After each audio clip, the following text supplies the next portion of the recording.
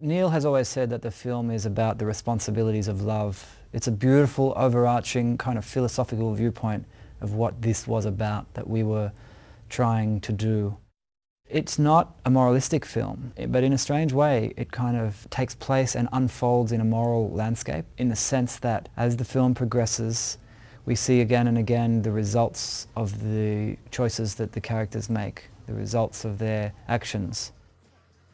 I work in the theatre largely, and you look at everything that you do in a sort of a long shot. The opportunity to get very close inside sort of the heads of two people kind of obsessively connected to each other was a great attraction, that it was so far away from the theatre. I was particularly interested in the kind of the taboo that surrounds heroin in our society. That it's something that this couple have this intense involvement in each other and in this drug that they more and more kind of abandon themselves to. And it's hard for those around them, those who love them, to kind of break into that force field.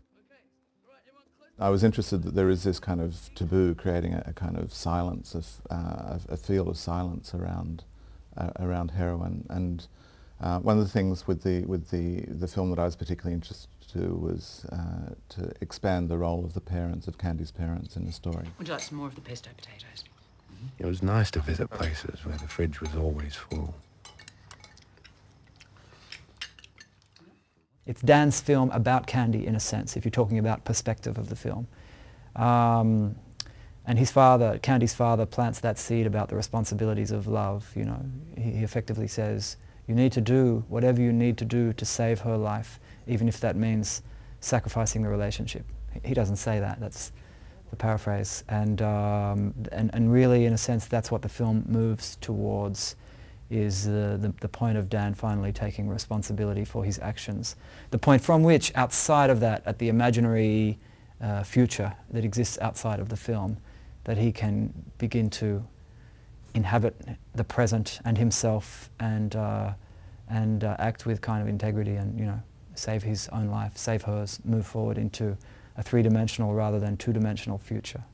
We also sort of wanted the relationship with Casper to be quite parental for Dan, so that there was a sense in which we did address in voiceover slightly, that Dan had kind of lost contact with his parents, maybe a sort of some stage in his adolescence, that he'd found some kind of kindred spirit or some sort of solace, or this father figure in Casper.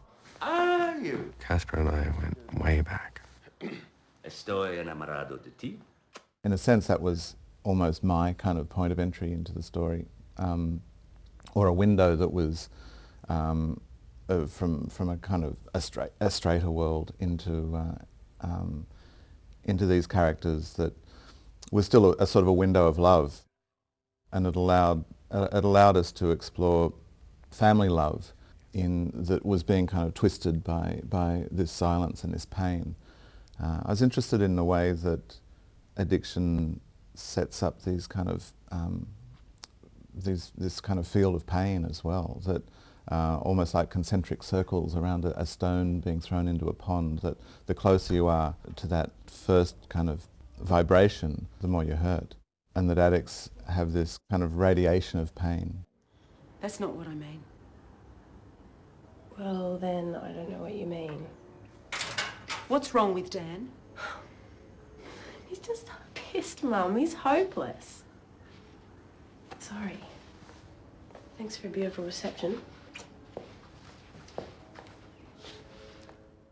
The opening of the film was something, you know, you work an awful lot over the years on the opening and the closing of films, particularly on the closing. And there'd been a number of ideas we'd toyed with for the opening of the film. I was going through a stage of trying to find images that somehow worked as visual metaphors for ideas that were in the script. And is there some sort of ride they could be on, which was playful but also kind of would take us into another world? And Luke thought I was talking about roller coaster, And he said, no, that would be a terrible cliche, wouldn't it? And I said, no, what about the rotor? And once we started to think about that, it seemed like a really good idea. And I'd never seen 400 Blows. Nick Parsons, who then read the script, said, are you kind of quoting 400 Blows with this scene? And we then saw 400 Blows, and it's an amazing sequence in that. And we then used, we worked out what some of the camera positions were, which we, when Gary Phillips started working on the script, we replicated some of those camera positions for the rotor sequence at the beginning. One of which was Gary strapped with the camera held in front of him to the sort of spindle in the centre of the rotor, so that he was spinning around at the same rate as Heath and Abby pinned against the walls. The physical condition of that ride means that you get released from gravity in a way.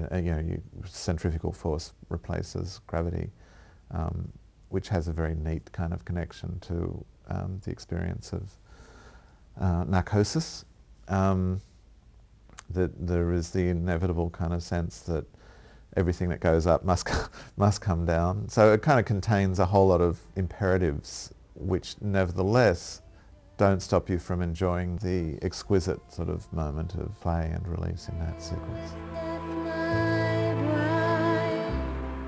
But what I loved is which I love in the theatre as well, is kind of providing a scene that a way of beginning a story which allows you to go through a door into another world, really, and to understand sort of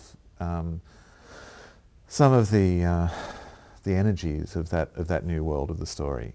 And so I love the fact that that the door opens, and that's the subject of the film, not the narrator, who drags the narrator in, like that Abby's standing there when the door opens, and then she pulls Dan in, and that he's the narrator of the film, and he's being kind of almost against his will kind of dragged into the story, sort of as a way of sort of playfully kind of saying, this is the beginning of our story.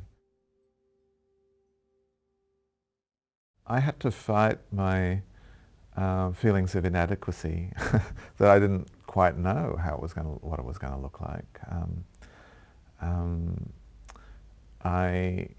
When I begin work on a play, you don't know what something's going to look like until you start to work on it, really. You don't know what music you're going to be using until you start to try stuff out, and you work with the composer, and stuff starts to grow.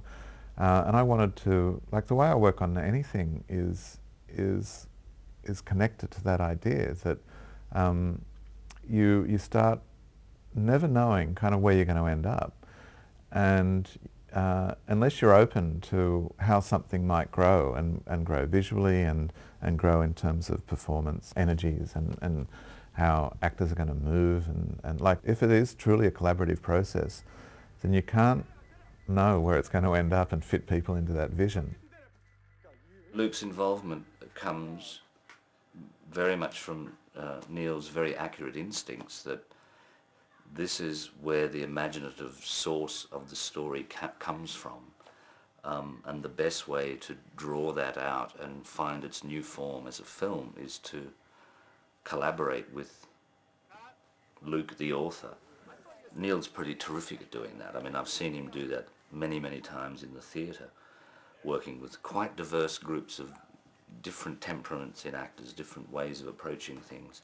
And he's somehow got a true gift in being able to draw out individual qualities and kind of cohere all of that into a team